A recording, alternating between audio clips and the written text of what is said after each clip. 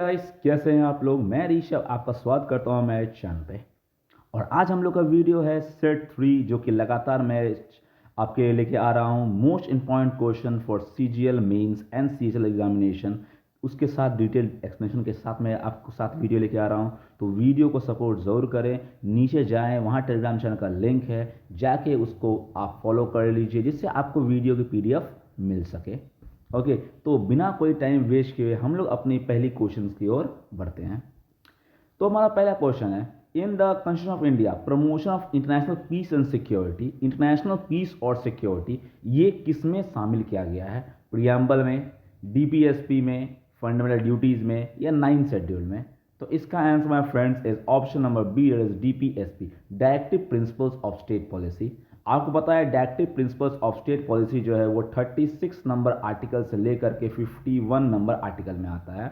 और जो हमारा आखिरी होता है 51, डेट इज 51, उसी में बोला गया है कि इंडिया जो है वो प्रमोट करेगा इंटरनेशनल पीस एंड सिक्योरिटी को। तो ये हमारे कॉन्स्टिट्यूशन में लिखा हुआ है आर्टिकल नंबर 51 में।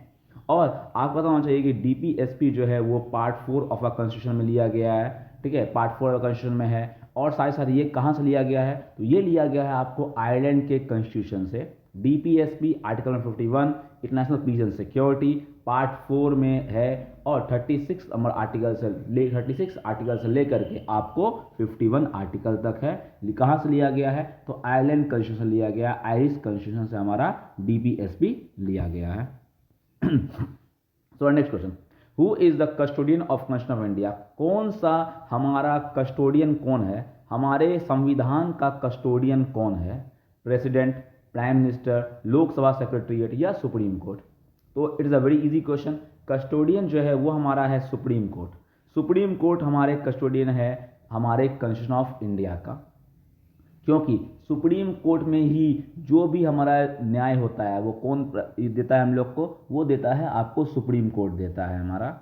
ओके, और अभी अगर मैं आपको बात करूं कि प्रेजेंट में सुप्रीम कोर्ट के चीफ जस्टिस कौन है और ये हमारे कितने नंबर के चीफ जस्टिस हैं, तो ये हमारे 50th नंबर के चीफ जस्टिस हैं जिनका नाम है D Y Chandrachud. D Y Chandrachud इनका नाम है। ओके, ये हमारे 50th chief justice of India हैं। और हमारा कस्टोडियन कौन होता है? हमारा कस्टोडियन होता है सुप्रीम कोर्ट। अगर ये क्वेश्चन भी आता है, अगर आपके फंडामेंटल राइट्स वायलेट होते हैं तो आप कहाँ जाते हो? तो आप कहाँ जाओगे? आप जाओगे सुप्रीम कोर्ट जाओगे। किस आर्टिकल के तहत जाओगे? तो आर्टिकल नंबर 32।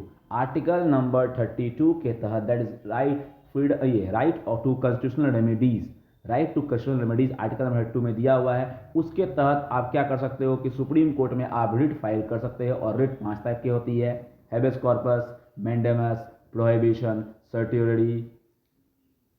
ओके, ये सब आपके रिट्स होते हैं कुछ कुछ। तो इसका आंसर सुप्रीम कोर्ट है। अगला क्वेश्चन है, who are the following was chairman of union constitution committee of the constituent assembly? हमारा कॉन्स्टिट्यूएंट असेंबली जो बना 1946 से पहले की बात है ये। तो इस समय जब बना था कॉन्स्टिट्यूएंट असेंबली हमारा बना था, तो उसमें चेयरमैन कौन थे? यूनियन कॉन्स्टिट्यूशन के कौन थे चेयरमैन? अंबेडकर जी, नेहरू जी, कृपलानी जी, या फिर अल्लादी कृष्ण स्वामी अय्यर? तो इसका आंसर जवाहरलाल नेहरू। जवाहरलाल नेहरू हमारे चेयरमैन थे यूनियन कॉन्स्टिट्यूशन कमेटी के, कॉन्स्टिट्यूशन असेंबली के। अगर मैं आपसे बात करूँ ड्राफ्टिंग कमेटी के कौन हेड थे? ड्राफ्टिंग कमेटी के हेड थे बी.आर. अंबेडकर। ओके, और प्रेसिडेंट कौन थे कॉन्स्टिट्यूशन असेंबली के? तो पहले प्रेसिडेंट बने थे डॉक्टर सच्चिदानंद सिन्हा। और उनके बाद एग्जैक्ट में वो एक कार्यभारक थे, क्योंकि उस समय राजेंद्र प्रसाद जी नहीं थे। लेकिन अगर एक्चुअली पूछा जाए कि प्रेसिडेंट कौन बने थे कॉन्स्टिट्यूशन असेंबली के, तो फर्स्ट प्रेसिडेंट बने थे डॉक्टर राजेंद्र प्रसाद। और टेम्पोररी रूप से कौन बने थे? Doctor Sachchidananda Sinha. Okay, now moving to next question, very important question. 9th schedule जो है वो लैंड रिफॉर्म से डील करता है। वो किस एलिमेंट करता है? लैंड रिफॉर्म से आपको डील करता है 9th शेड्यूल। तो 9th शेड्यूल किस एक्ट से, किस अमेंडमेंट एक्ट से आपको आया था?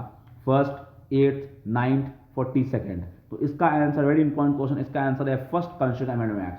पहला constitutional amendment act 1951। Okay, it is 1951। पहला कॉन्स्टिट्यूशन एक्ट 1951 के तहत 9th schedule of the constitution लाया गया था। Okay, it is related to land reforms. Now moving to next question, Almatti dam. Almatti dam किस रिवर के ऊपर है? Almatti dam okay, Almatti dam किस रिवर के ऊपर है? गोदावरी, कृष्णा, कावेरी या महानदी? तो डैम से आपको, या फिर ये शायद जी के क्वेश्चन है, आपको पूछा जाता है। तो अलमाटी डैम जो है वो कृष्णा रिवर के ऊपर है। किसके ऊपर है? वो कृष्णा रिवर के ऊपर है आपका Almatti dam. Now moving to next question, very important question again. Some people in Manipur, Manipur में कुछ आदमी लोग जो है वो फ्लोटिंग आइलैंड पर रहते हैं, जो किससे बना हुआ है? आपका वीट से और डिकेइंग वेजिटेशन से बना हुआ है। ओके, इसे हम लोग क्या कहते हैं? इसे हम लोग क्या कहते हैं? मणिपुर में रहने वाले इंसान को जो कि फ्लोटिंग आइलैंड्स में रहते हैं, जिनका हाउस घर जो है वो फ्लोटिंग आइलैंड्स के ऊपर बना हुआ है, तो इसे हम लोग क्या कहते हैं? टिपीस, बरखांस, फुमडिस या इस्बा? तो इसका आंसर है मेरे फ्रेंड्स, इट इज कॉल्ड फुमडिस।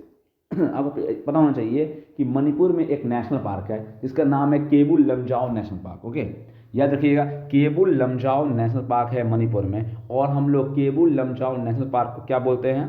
उसे हम लोग कहते हैं फ्लोटिंग नेशनल पार्क भी कहते हैं। और उसी में आपको पाया जाता है फुमडिस। फुमडिस एक टाइप का आपको डेड या डिकेइंग वेजिटेशन है, या फिर आइलैंड है वीड्स का। ओके, तो उसे हम लोग कहते हैं फुमडिस। और जब बात आ गई है केबुल लमजाओ नेशनल पार्क की, तो वहाँ पे आपको क्या मिलता है? वहाँ पे आपको क्या मिलेगा? वहाँ पे आपको हिरन मिलेगा। हिरन वहाँ बहुत फेमस है, आपको संगई हिरन जो है वहाँ का बहुत फेमस है आपको। ओके, डांसिंग डियर बोलते हैं उसे हम लोग। अब which of the following statement is not true? इनमें से कौन स्टेटमेंट ट्रू नहीं है? Ghaggar water utilise in the Indira Gandhi canal, Narmada rises from Amarkantak, Nizam Sagar is situated in the Manjra river, ये डैम है, Penganga is a tributary of Godavari. इनमें से कौन स्टेटमेंट सही नहीं है? It's not correct. ये क्वेश्चन को ध्यान रखिएगा, यहाँ बोल रहा है आपको ट्रू नहीं है। तो भैया नर्मदा रिवर जो है अमरकंटक पहाड़ से निकलती है, बिल्कुल सही बात है। निजाम सागर जो है वो मंजरा रिवर के ऊपर है, सही है। पेन गंगा जो है वो ट्रिब्यूटरी है गोदावरी की, बिल्कुल सही है। लेकिन घग्गर रिवर का वाटर जो है इंदिरा गांधी कैनाल में नहीं यूटिलाइज होता है। तो किसका यूटिलाइज होता है? तो हमारे ब्यास रिवर जो है, ब्यास रिवर जहाँ पे हम लोग का निकलता है, हरिके जो एक जगह है ब्यास रिवर, पंजाब में हरिके है, वहीं से आपको ब्यास रिवर से पानी लिया जाता है, इंदिरा गांधी कैनाल की होती है। तो ये घग्गर रिवर इसका आंसर गलत है, इसका आंसर है ब्यास रिवर। ओके, नाउ इनमें से आपको बताना है कि करेक्ट डिसेंडिंग ऑर्डर, बड़े से छोटे क्रम में आपको सजाना है। तो 4 रिवर का नाम है, गोदावरी है, महानदी है, नर्मदा है और तापी है। गोदावरी, महानदी, नर्मदा और तापी, इनमें से 4 रिवर में सबसे बड़ा रिवर कौन सा है? तो आपको पता होना चाहिए कि हम लोग दक्षिण में गंगा किसे कहते हैं? दक्षिण गंगा किसे कहते हैं? तो दक्षिण गंगा कहा जाता है गोदावरी को। तो भैया गोदावरी तो सबसे बड़ा रिवर होगा। तो भैया ऑप्शन नंबर सी और ऑप्शन नंबर डी तो खत्म हो गया। गोदावरी सबसे बड़ा रिवर है और तापी जो है सबसे छोटी रिवर है। इन चारों में से तापी सबसे छोटी रिवर है। तो ऑप्शन ए और बी में हम लोग फंस रहे हैं। लेकिन महानदी से बड़ी होती है नर्मदा, इसलिए इसका आंसर क्या होगा? आपको ऑप्शन नंबर बी होगा, गोदावरी, नर्मदा, महानदी एंड देन तापी। ये करेक्ट सीक्वेंस होगा आपको इसके लेंस के अनुसार। नंदा देवी किसका पार्ट है? नंदा देवी किसका पार्ट है? Assam Himalayas, Kumaon Himalayas, Nepal Himalayas या पंजाब हिमालयस? तो हिमालयस को 4 डिवीजन में बांटा गया है, पंजाब, कुमाऊं, नेपाल या और असम। तो पंजाब हिमालयस जो है वो कहाँ से कहाँ तक है? वो आपको इंडस रिवर से लेकर के सतलज रिवर तक आपको है। तो ये आपको जो होता है वो होता है पंजाब हिमालयस। उसके बाद सतलज रिवर से लेकर के आपका काली रिवर तक ये होता है Nepal Himalayas. I am so sorry, इससे क्या बोलते हैं, सतलज से काली रिवर तक जो होता है वो आपका होता है कुमाऊं हिमालयस। उसका काली से लेके तीस्ता तक जो होता है वो होता है आपका नेपाल हिमालयस। और तीस्ता के बाद जो तीस्ता से लेकर के ब्रह्मपुत्र रिवर तक जो होता है वो आपका कहलाता है असम हिमालयस। तो भाई नंदा देवी जो है वो उत्तराखंड में आता है। कहाँ आता है? It is in Uttarakhand. और उत्तराखंड किस रिवर के बीच में है होगा? वो होगा सतलज और काली रिवर्स के बीच में होगा। तो इसका आंसर क्या होगा? आपका कुमाऊं हिमालयस होगा। आंसर क्या होगा? Option number B, that is Kumaon Himalayas. Nanda Devi is in Kumaon Himalayas. अब giant olive ridley turtles, olive ridley turtles जो है किसके लिए फेमस? कौन सा स्टेट हमारा है जो सी कोस्ट है वो that is famous for olive ridley turtles? Goa, Orissa, Tamil Nadu, Andhra Pradesh. तो इसका आंसर है option number B, that is Odisha. Odisha में गहीर माता बीच है आपको, ओडिशा का गहीर माता बीच है, वहाँ पे आपको ऑलिव रिडली टर्टल्स फेमस है। जो कहाँ से आते हैं? आपको साउथ अमेरिका के नेटिव हैं और वो नेस्टिंग प्लेस करते हैं कहाँ पे? आपको ओडिशा के गहीर माता बीच पे। और यहाँ पे आपको एक नेशनल एक पार्क भी है, एक वाइल्ड लाइफ सेंचुरी भी है जिसका नाम है भीतरकनिका नेशनल पार्क। भीतरकनिका आपने नाम सुना होगा। वहीं के गहीर माता बीच में आपको ऑलिव रिडली टर्टल्स देखने को मिलते हैं। Next question is which is the first country in Europe to pass a law of menstrual leave. Menstrual leave में सबसे पहला कंट्री कौन बन गया है यूरोप का जिसने मेंस्ट्रुअल लीव देने के लिए लॉ पास कर दिया है कि मेंस्ट्रुएशन के समय में क्या होगा, लेडीज को लीव मिलेगा for women empowerment and women satisfaction. ये किया जा रहा है, मेंस्ट्रुअल लीव की बात की जा रही है। तो यूरोप में पहला कंट्री कौन बन गया, स्पेन, नॉर्वे, आइसलैंड या डेनमार्क। तो इसका answer my friends option number A that is Spain. Spain ने क्या किया है, मेंस्ट्रुअल लीव के लिए मंजूरी दे दी है। इससे पहले जापान कंट्री था, जापान, फिर आपको शायद जाम्बिया भी एक कंट्री था जिसने ये मेंस्ट्रुअल लीव की बात की थी, और अब स्पेन हो चुका है। तो ठीक है, अब यूरोप का पहला कंट्री बन गया है स्पेन जो कि मेंस्ट्रुअल लीव को पास कर गया है, लॉ पास कर दिया गया है। अब next question is who became the first Indian cricketer to take 100 wickets in international T20 women's cricket. Women's cricket में 100 विकेट लेने वाली पहली भारतीय महिला क्रिकेटर कौन है। ऋचा घोष, स्मृति मंधाना, शेफाली वर्मा, दीप्ति शर्मा। तो इसका आंसर है my friends option number D that is Deepti Sharma. Deepti Sharma ji ने 100 विकेट ले लिया है international T20 women's cricket cup में। ओके, और शेफाली वर्मा सबसे कम उम्र में खेलने वाली क्या है आपको क्रिकेटर है जिसने ज्वाइन किया था, और इन्होंने हाल ही में अंडर-19 जो वर्ल्ड कप हुआ है महिलाओं का उसे जीत लिया है शेफाली वर्मा जी के कैप्टनशिप में। Okay, recently which state has allocated the highest share of its budget for the education.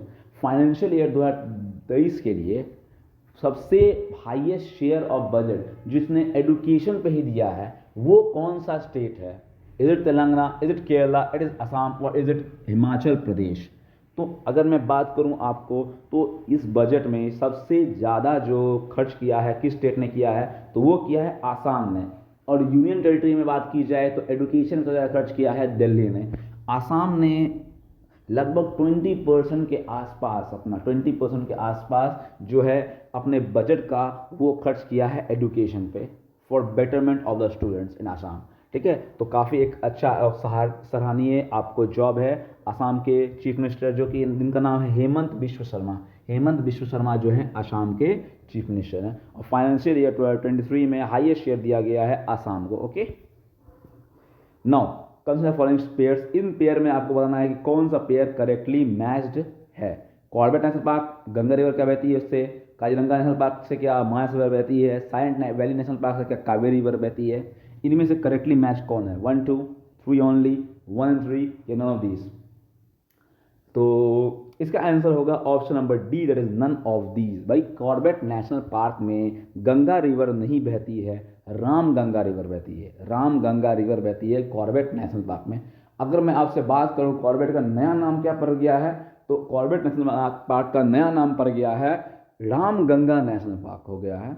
अब काजीरंगा नेशनल पार्क और मानस खुद एक नेशनल पार्क है। काजीरंगा नेशनल पार्क से ब्रह्मपुत्र नदी जो है वो बहती है। ठीक है, तो मानस का इसका गलत आंसर होगा silent valley national park.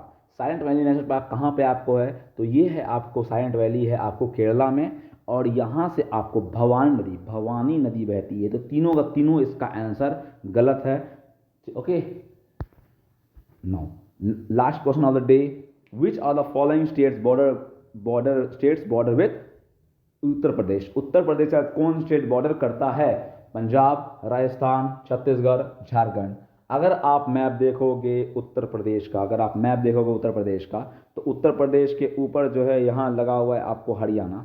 Okay, ऊपर में है आपको उत्तराखंड, और इधर नेपाल, फिर इधर बिहार, उसके बाद आपका झारखंड और छत्तीसगढ़, और नीचे में मध्य प्रदेश। तो भाई पंजाब जो है वो बॉर्डर शेयर नहीं करता है, तो राजस्थान करता, और इधर साइड से वेस्ट साइड से राजस्थान भी है। तो भाई अगर आप मैप के अनुसार देखोगे तो पंजाब जो है वो बॉर्डर बिल्कुल शेयर नहीं करता है, राजस्थान करता है, छत्तीसगढ़ करता है और झारखंड करता है। तो इसका आंसर 2, 3 and 4 होगा, ऑप्शन नंबर ए 2, 3 and 4 होगा। मैप बेस्ड क्वेश्चन आपको जरूर पूछे जाएंगे इस बार आपको सीजीएल मेंस में, तो मैप बेस्ड क्वेश्चन पे काफ़ी आपकी पकड़ होनी चाहिए, मैप को आपको ध्यान रखना पड़ेगा। तो इसका आंसर है 2, 3 and 4 that is Rajasthan, Chhattisgarh and Jharkhand. And Punjab border share नहीं करता है आपको उत्तर प्रदेश से। ओके, अगर आपको वीडियो पसंद आया हो तो प्लीज़ लाइक करना, वीडियो को शेयर करो अपने दोस्तों के साथ, कमेंट करो और साथ साथ सब्सक्राइब करो मेरे चैनल को, साथ साथ बेल आइकन को प्रेस ज़रूर करना। तब तक के लिए जय हिंद।